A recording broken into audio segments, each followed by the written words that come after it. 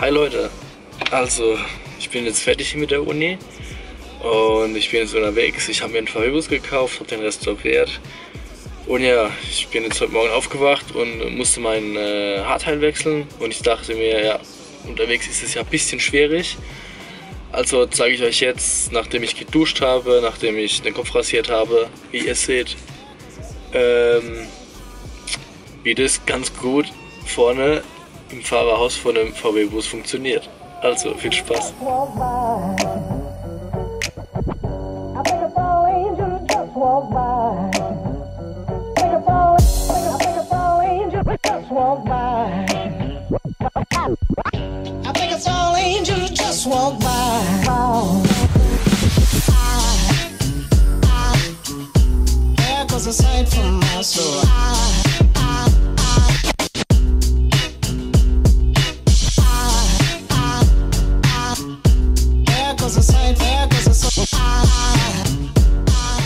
So, ich habe jetzt ungefähr 7 bis 10 Minuten gewartet und jetzt könnt ihr die Front fertig machen.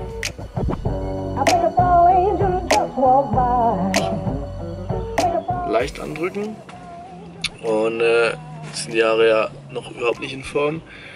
Dazu habe ich ein kleines Spray gemacht, einfach nur Wasser, sprühe ich jetzt erstmal ein und dann kann ich durchkehren.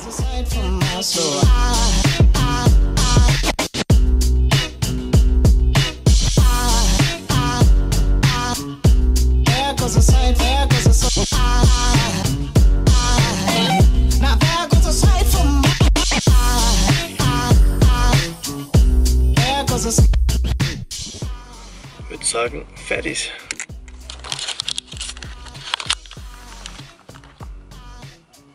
Also, bis dann.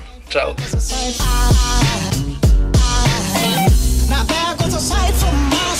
So